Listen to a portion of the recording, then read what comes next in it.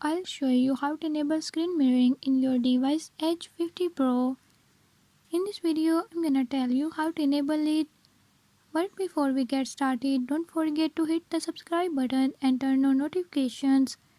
Make sure to watch complete video and learn I can do it. Let's watch the video.